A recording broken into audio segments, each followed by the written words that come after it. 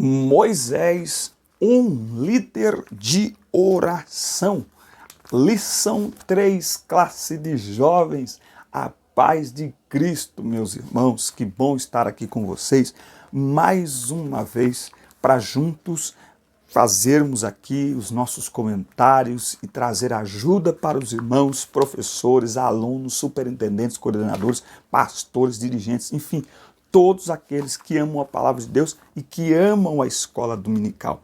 Eu quero te pedir, se você não está inscrito no canal, faça parte de um grupo de 20 mil pessoas aproximadamente que semanalmente são edificados pela palavra de Deus com as lições da escola dominical que nós temos aqui no nosso canal para jovens, para adolescentes e também para juvenis e para os adultos. Você não está inscrito no canal ainda? Meu querido, se inscrever no canal é uma ótima contribuição para o nosso trabalho, uma excelente. Se inscreva no canal, por gentileza. Eu vou lhe dar alguns segundos. Isso, é isso, botãozinho vermelho. Isso, clica nele.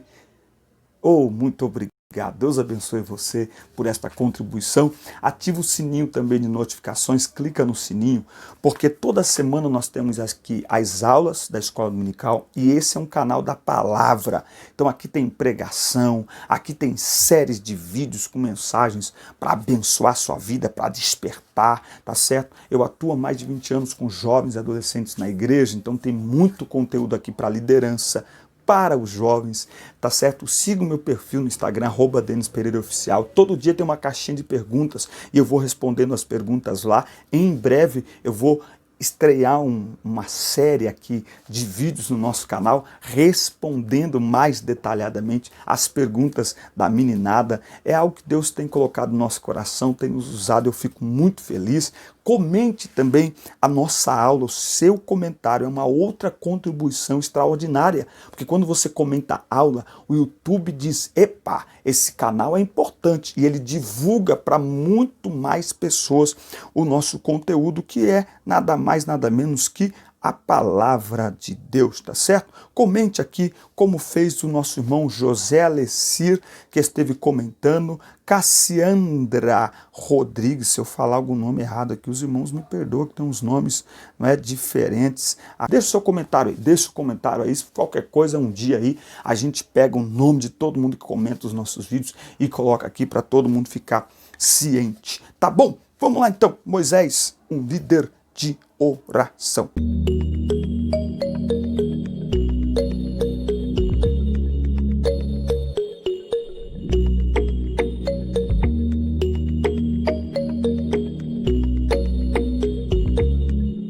Lição 3, classe de jovens. Curta o vídeo também, isso é muito importante.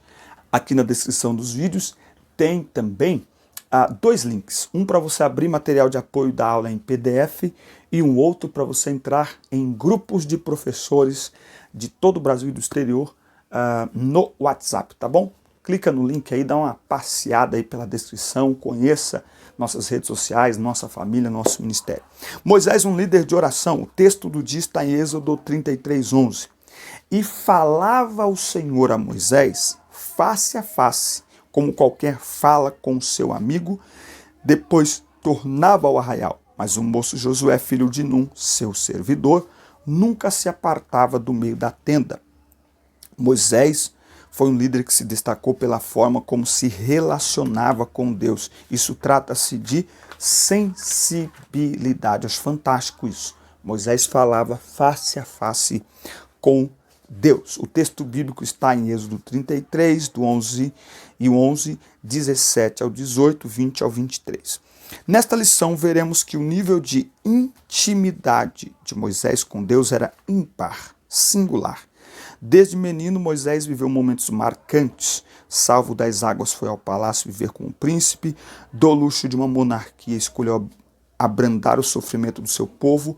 E da simplicidade do pastoreio de ovelhas, tornou-se um dos maiores estadistas da história da humanidade. Esse Moisés é o Moisés que falava face a face com Deus. Anota essa frase aí. Coloca aqui nos comentários também, hashtag essa frase, coloca ela aí, hashtag proximidade revela intimidade. Anota ela aí, manda para os seus alunos, proximidade revela intimidade, tá certo? Tópico 1. Moisés fala com Deus. Moisés era um homem experimentado, não é? Quando nós falamos de Moisés, nós falamos de um homem com uma vasta experiência nas mais diversas áreas da vida. Depois de tudo aquilo que Moisés já tinha vivido, não é? No palácio, depois no deserto, Moisés está agora aqui com aproximadamente 80 anos de idade, achando que a sua vida já estava no ápice, né? Moisés está lá no deserto, já tem sua família e está tudo bem, está tudo legal, só que Deus o chama para a maior missão de sua vida. Ei, tem jovem com 22 anos, 25 anos achando que sua vida já acabou, sem expectativa nenhuma. É só deserto, deserto. Olha só, Deus foi ao deserto revelar a Moisés que tinha para ele o maior projeto já visto pela humanidade, não é? De libertação de um povo da escravidão, não é? O Senhor então o chamou para conduzir o povo de Israel em liberdade e segurança até a terra prometida. Aí tem os diversos milagres que essa trajetória eles vão experimentar, desde as pragas enviadas ao Egito, até mesmo os milagres pelo deserto, o maná caindo do céu, as codornizes como alimento, a abertura do Mar Vermelho, enfim, não é? A proteção de Deus.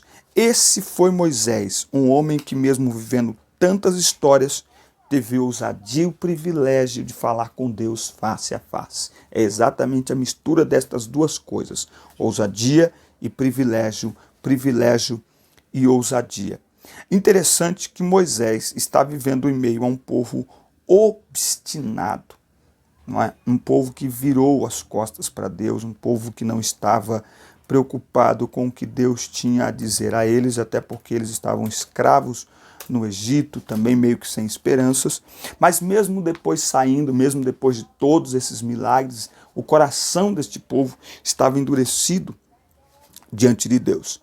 Na oração que estamos estudando nesta lição, Deus fala algo a Moisés que descrevia uma grande dificuldade para a missão de levar os israelitas até a terra prometida. Deus falou assim: porque eu não subirei no meio de ti, porquanto és povo obstinado, para que não te consuma eu no caminho. O que é a palavra obstinado? É alguém perseverante e determinado. Mas esse não é o sentido desse texto. Aqui, a característica é extremamente negativa. É porfiadores, inflexíveis, intolerantes, teimosos, relutantes. Então, logo eles saem do Egito, eles já começam a sua rotina de reclamações. Por isso que um líder precisa orar. Um líder que não ora é um líder que está tentando resolver as coisas com suas forças. E esse tem um detalhe interessante, porque numa empresa, enfim, né, nos negócios, tudo bem. E outra, lá na empresa, o líder falou, o funcionário não obedeceu, manda ele embora. Na igreja o líder não pode fazer isso. Não é? Muitos dos professores são líderes de jovens. Não é? Tem líder de jovem que quando o jovem que mais dá trabalho lá na igreja sai da igreja, abandona de uma vez, se entrega ao mundão, ele... graças a Deus, aquele prova foi embora. Não, o líder cristão não pode fazer isso não. Por quê? Porque quando Deus nos entrega um povo na mão é para cuidar, não pode perder nenhum. Não é? Então, como fazer isso? Sem orar. Preciso orar. Diante do desafio que Moisés enfrentou, somente com uma vida intensa de oração e total dependência divina, tornou-se possível o êxito da empreitada de Moisés. Moisés tinha muitas habilidades, não é? Ele não esqueceu essas habilidades ao longo da vida. não é? Moisés, como alguém que habitou o palácio, né, ele sabia conversar com as pessoas, mas as habilidades naturais não garantiam o sucesso a Moisés. Isso é algo que nós precisamos entender. Nós nunca tivemos tantas oportunidades para crescer intelectualmente, para capacitação, mas em se tratando das coisas de Deus, do povo de Deus, nenhum preparo intelectual, nenhuma capacitação profissional garante o sucesso. O que garante é a nossa dependência total e absoluta de Deus. É melhor um líder sem muitas capacitações, qualificações, sem preparo intelectual, dependente de Deus, do que um líder cheio de preparos, cheio de diplomas, mas que age por sua cabeça, não se rende, não se coloca na dependência de Deus por meio da oração. Os momentos em que Moisés buscava a Deus representavam um verdadeiro refúgio frente ao clima escaldante das insatisfações do povo, não é? Então, neste momento, Deus o consolava. Por isso que a oração é importante. Porque quando nós oramos, Deus nos consola, nos fortalece, renova as forças, não é? Então, tem líder que ele está cansado, está querendo largar tudo. Aí você pergunta, você já orou? Você já levou diante de Deus essa carga? Porque uma coisa interessante, quando nós oramos, e ainda que alguns dos alunos que vão assistir essa aula não lideram ainda hoje, mas entenda isso, porque se você entender isso, você não vai fugir da liderança. Veja, o líder que não ora, ele assume a carga, como se a carga fosse dele, como se a igreja fosse dele, os jovens fosse dele, o departamento fosse dele. E aí ele começa a sofrer um peso de uma carga que não é dele, que ele não tem condições de carregar. Por isso que é preciso orar, porque quando nós oramos, nós transferimos para Deus o peso extra, aquilo que não conseguimos resolver, aquilo que não está na nossa mão resolver. Por isso é importante orar. Enquanto oramos, Deus renova as nossas forças. Que você que está assistindo essa aula, que é líder, ore. Está cansado, está exausto pelo peso de sua liderança, vá orar, Deus vai renovar as suas forças, você vai se levantar descansado, você vai se levantar aliviado. Por quê? Porque através da oração você entrega para Deus aquilo que não é para você carregar, não é de sua responsabilidade, você não dá conta, está acima de suas limitações. Tópico 2. Deus falava com Moisés face a face, como a um amigo. É esse o relacionamento que Deus quer ter com cada um de nós. Uma relação onde possamos conversar abertamente e convictos de que o Pai está ali. E o percebamos pronto a ouvir-nos e também a tocar os nossos corações com a sua vontade. Nós temos que tomar cuidado para não dar uma ideia aos jovens que a oração é algo difícil, é algo profundo demais, é algo que não é para qualquer um. Cuidado, hein? Se orar, estiver em pecado, Deus pesa a mão em você. Ei, a oração nos aproxima de Deus. Quem dera todos os pecadores se aproximando de Deus por meio da oração. A oração não pode ser algo mecânico. A oração não pode ser algo metódico. Não. A oração tem que ser algo espontâneo. A oração tem que ser a manifestação mais pura da nossa personalidade diante de Deus. Na oração é o único lugar onde nós podemos falar tudo para Deus. Onde dói, onde está machucando, nossas decepções, nossas frustrações. Ei, o problema não é no secreto falar com Deus, eu não aguento mais, eu preciso de ajuda, desse jeito não dá mais, eu estou cansado. Não, o problema é não falar no secreto com Deus, que vê, que entende e que responde, e fazer as coisas de qualquer jeito, ou então mostrar sua insatisfação para aqueles que Deus colocou na sua mão, ou então ir para a internet expor sua insatisfação, porque não está dando certo as coisas na sua vida. Não, faça isso na oração. Deus é maravilhoso, Deus é lindo. As pessoas pegam a experiência da mulher de Jó e detonam a mulher de Jó. Não, Deus não detonou a mulher de Jó. Deus não libera uma palavra para a mulher de Jó, porque Deus entende quando aquela mulher tem aquele rompante, né, para dizer assim para Jó, amaldiçoa esse Deus e morre. Se bem que essa expressão no original não tem muito a ver com o que a gente imagina que ela esteja falando, mas eu não quero tratar aqui disso. Mas Deus entende o coração daquela mulher, Deus nos entende. Então a oração é o lugar onde nós devemos nos abrir literalmente com Deus e falar com Ele abertamente. E aí, ele diz assim, ó, conheço-te por teu nome. Moisés, no seu diálogo, na busca pela presença divina, faz menção da expressão conheço-te pelo teu nome. Essa é uma fala que faz referência a algumas passagens bíblicas e nos revela o fato de grande relevância. Deus conhece os seus. Não é? Lá em Apocalipse 3, o que Deus diz a diversas igrejas ali? Eu conheço as tuas obras. O Senhor nos conhece. E o que é esse conhecer aqui?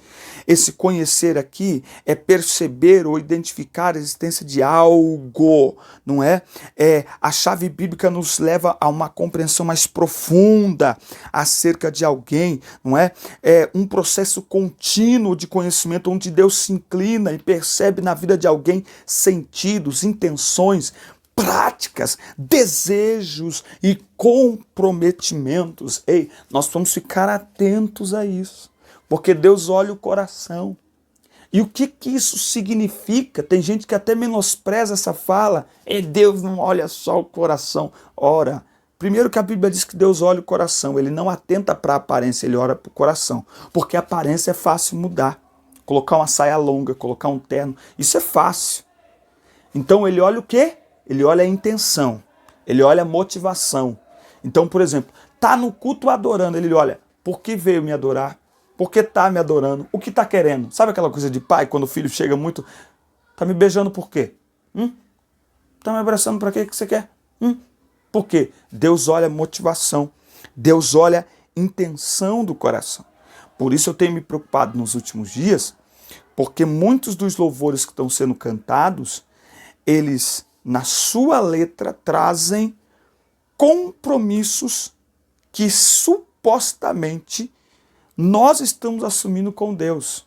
Mas na maioria das vezes, nós não estamos assumindo tais compromissos, nós só estamos cantando a letra. É preciso ter cuidado. É por isso que muitas vezes nós cantamos e nada acontece. E aí alguém diz assim, nossa, mas o culto hoje, você viu na hora do louvor lá, nossa, parece que estava amarrado, travado. Não é que estava amarrado, travado, é que o nosso coração não estava determinado a se comprometer com Deus de acordo com o que a gente estava cantando. Ou seja, estávamos cantando apenas da boca para fora. Enche-me até transbordar, derrama a tua glória. Aí Deus vem derramar a glória dele, o vaso está tampado, o vaso está cheio de sujeira, não é? Derrama minha glória, como é que eu derramo a minha glória? Não ora, não lê a Bíblia, não faz nada, entendeu? Derramar minha glória no quê? Nesse vaso quebrado, trincado, rachado? Não dá para derramar. Então, Deus olha intenção e motivação. Por isso que a gente vê, Deus não age mais como antigamente. É que os nossos hinos de antigamente eram mais sinceros, talvez. Quer dizer assim, eu quero ser, Senhor amado, como um vaso na mão do oleiro. Hoje eu passei o dia inteiro pensando, nós estamos num mimimi, numa infantilidade espiritual tão grande, que tem gente já dizendo assim, não, esse sino não canta esse sino não, hein? Não canta esse sino não, eu não canto que eu não quero ser quebrado. Se cantar ou não cantar, vai ser, porque lá em Jeremias 18 diz, assim como o barro na mão do oleiro, sois vós nas minhas mãos. Então, não tem outro jeito, não tem escapatória. Quando estudamos a vida de Moisés, o seu relacionamento com Deus, somos impactados com o nível de intimidade alcançado. A narrativa bíblica nos diz que Deus falava com Moisés face a face, todo cristão deve almejar tal relacionamento e buscar insistentemente essa bênção. Jeremias 29:13, buscar-me-eis e me achareis quando me buscardes de todo o coração. Essa é a vontade de Deus, um relacionamento pessoal conosco, não é? Agora, isso pode nos inspirar e nos constranger ao mesmo tempo. Você vai ler o livro Heróis da Fé, por exemplo. Quando você lê o livro Heróis da Fé, você fica envergonhado. Eu fico envergonhado. Por quê? Porque para eu passar 1 hora de joelho no meu quarto, gente, meu Deus, eu preciso mentalizar durante algum tempo, eu vou passar um tempo com Deus. Eu preciso colocar uma playlist de adoração. E é uma inquietação. E às vezes eu cochilo. Aí você vai ler no livro Heróis da Fé. Os caras ficavam 3 dias orando. O cara passava 7 horas por dia orando. Eu falo, não, tá de brincadeira comigo. Então, nos inspira e nos constrange ao mesmo tempo. Tópico 3. Moisés roga a Deus a sua presença. E me permita um parênteses aqui, já que estamos falando a muitos líderes aí de jovens e de adolescentes também.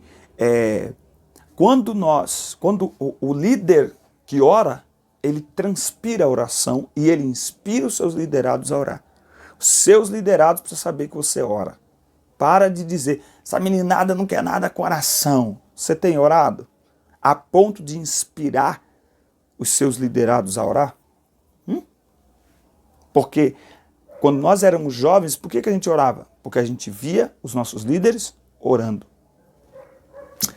Moisés roga a Deus a sua presença.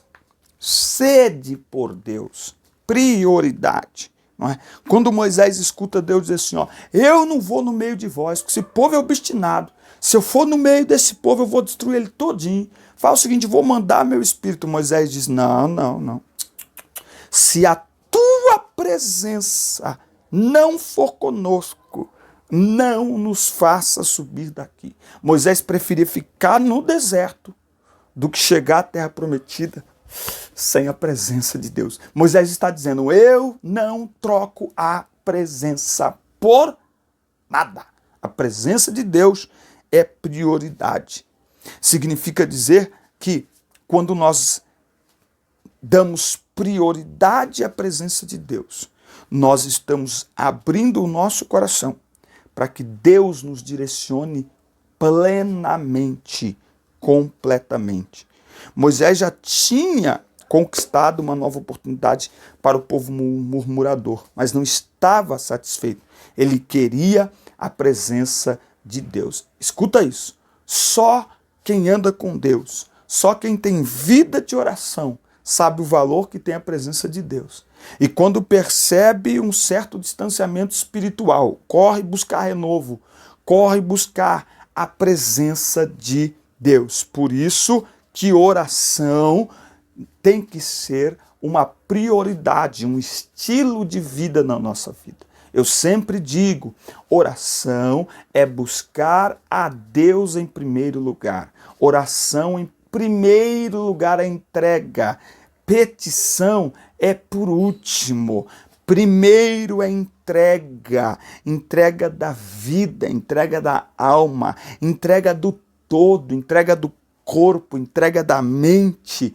E oração é busca não às mãos de Deus, mas aos pés de Deus. Busca da presença de Deus em primeiro lugar. Eu quero a sua presença na minha vida, aleluia, e é só através da oração, por isso que é preciso priorizar aí a oração. Moisés foi tão ousado, que ele disse, eu quero ver o Senhor. Olha a ousadia de Moisés, quem ora fica ousado, sabia? Quem ora fica ousado. A expressão me verás pelas costas aqui revela um significado totalmente diferente do dito popular. Um pouquinho das costas foi muito superior ao que Moisés suportaria acerca da glória de Deus, mas já foi suficiente para nos ensinar uma maravilhosa lição acerca da verdadeira adoração e o desejo pela presença de Deus. Nós vamos entender essa história. Deus deseja que tenhamos um relacionamento íntimo com Ele. São várias as passagens da Bíblia que demonstram essa verdade, não é?